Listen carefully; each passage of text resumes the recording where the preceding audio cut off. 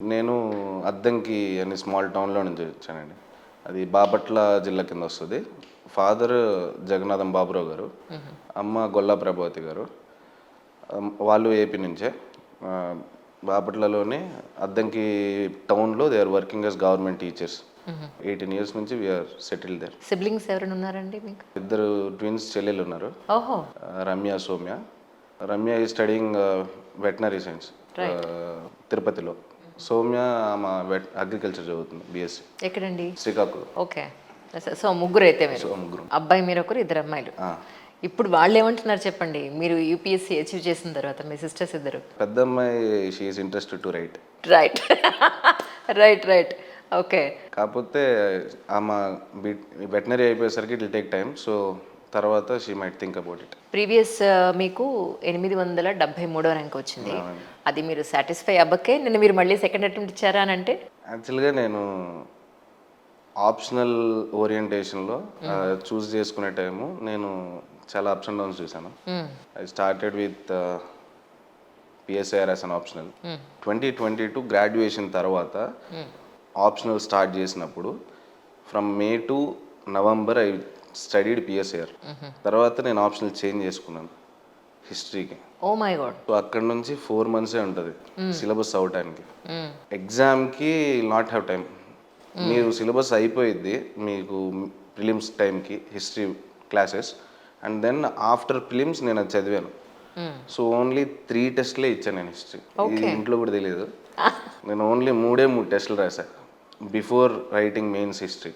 Optional. ఆ history పేపర్లో 50 marks map pointing ఉంటుంది పేపర్ 1లో. లైక్ లిటరలీ 5 to 10 మార్క్స్ వస్తాయి అక్కడ, వచ్చాయి నాకు అంతే. Map was very hard this year in history optional. So I get only 5 to 10 marks. Still I got 230 marks out of 450 which I have written. ఆ 50 marks తీసేద్దాం. అక్కడ ఇంకో 30 మార్క్స్ మ్యాప్ పాయింటింగ్లో యాడ్ అయ్యి ఉంటే I would have been 500 to 600 మధ్యలో వచ్చి IAS అయిపోయాడు. అది ఈసారి కవర్ చేద్దాం అనే పాయింట్లో రిటర్న్ అగైన్. కాకపోతే అంత ఇట్ ఈస్ నాట్ ఏ నాకు నేను ఇచ్చుకున్న పుష్ ఏం కాదు, పక్క రాయాల్సిందే we need to become IAS అని చెప్పి.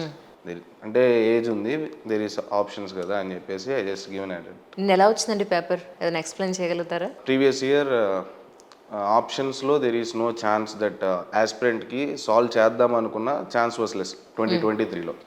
ఈ ఇయర్ ఇట్ ఈస్ సాల్వబుల్. అంటే మనం చేయొచ్చు, ఈ క్వశ్చన్ మనం చదివిందే, ఈ ఆప్షన్ మనం వినిందే అనే పాయింట్ ఎక్కువ ఉంటే, but still there are chances to make mistakes. ఎందుకంటే టెంప్టేషన్స్ ఎక్కువ అవుతాయి. So that can cause mistakes అనమాట. బట్ పేపర్ ఈస్ ఈజీ అని చెప్పలేను, అలాగని ఎక్కువ టఫ్ కాదు ప్రీవియస్ ఇయర్స్తో పోలిస్తే. So it might be moderate paper. CSAT is quite easy when comparisons comprehensions అనేవి ఎక్కువ ఇచ్చారు కాబట్టి లాస్ట్ ఇయర్ కన్నా వెన్ కంపేర్ సీసెట్లో ఇట్ ఈస్ క్వైట్ ఈజీ. మీ వరకు ఇప్పుడు లాస్ట్ ఇయర్ దానికి ఇప్పటికీ ఇంకా మీ ర్యాంక్ వైజ్ కానీ సెల్ఫ్ సాటిస్ఫాక్షన్ పాయింట్ ఆఫ్ వ్యూలో కానీ ఇంకా బెటర్గా రాశాను, ఖచ్చితంగా ఈ ఇయర్ నాకు ఇది వస్తుందని అన్న అసెస్ చేసుకున్నారా? లేదండి, లాస్ట్ ఇయరే బాగా రాశాను.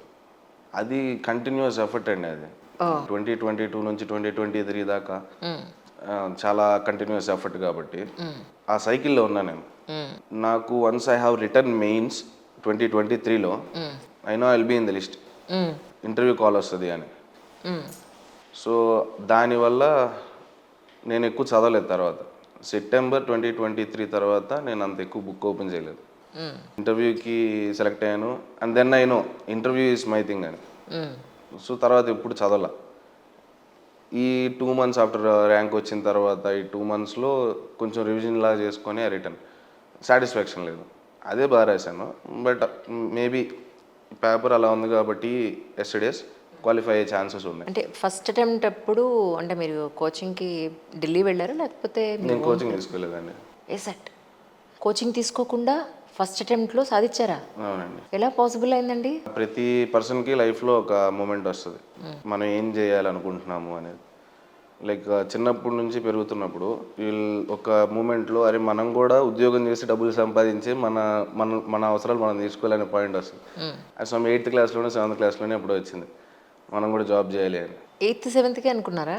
ఉంటుంది. కారణం అంటే జనరల్గా ఇంటర్మీడియట్ వచ్చినా కూడా ఆ మెచ్యూరిటీ రాని పిల్లల్ని నేను చాలామంది చూసాను. ఇప్పుడు యంగర్ జనరేషన్లో కూడా. ఇంట్లో ఎక్కువ ఓరియంటేషన్ ఉంటుంది. అమ్మ రాద్దాం అనుకున్నారు ఎగ్జామ్ ఓ వెన్ షీ వాజ్ స్టడీయింగ్. కాకపోతే ఎలా ఏంటి అని తెలియదు. So she settled as teacher. Father ఎప్పుడు ఎక్స్ప్లెయిన్ చేస్తూ ఉంటాడు ఎగ్జాంపుల్స్ సొసైటీలో ఈ ఐఏఎస్లు ఐపీఎస్లు వీళ్ళ గురించి. He works as a teacher and he is a part of some ఒక టీచర్స్ యూనియన్లో. అలాగా he has some meetings etcetera అవి జరుగుతూ ఉంటాయి. వాళ్ళ గురించి వచ్చి నాకు చెప్తా ఉండేవాళ్ళు. సో వీళ్ళకి రెస్పెక్ట్ అనేది సొసైటీలో ఉంది. And at the same time they can change lives of people. ఒక స్మాల్ సైన్తో గుడ్ విల్తో పనిచేస్తే గ్రౌండ్ లెవెల్లో చేంజ్ తీసుకురాగలరు. ఈ మోటివేషన్ అలా ఉండేది. 10th అయిపోయింది, ఇంటర్ అయిపోయింది. Then I went to IIT Madras నా కెమికల్ ఇంజనీరింగ్కి రైట్. గ్రాడ్యుయేషన్. అక్కడ నేను ఎన్ఎస్ఎస్లో ఐ వాస్ ఎ పార్ట్ అనమాట. అక్కడ నేను కొన్ని తమిళనాడులో I went to grass root villages. అక్కడ ప్రాబ్లమ్స్ చూసాను. దెన్ ఐ ఫెల్ట్ అనమాట. అప్పుడు ఏదైతే లోపల బ్యాక్గ్రౌండ్లో ఉంది జస్ట్ ఇగ్నైట్ అయింది అంతే.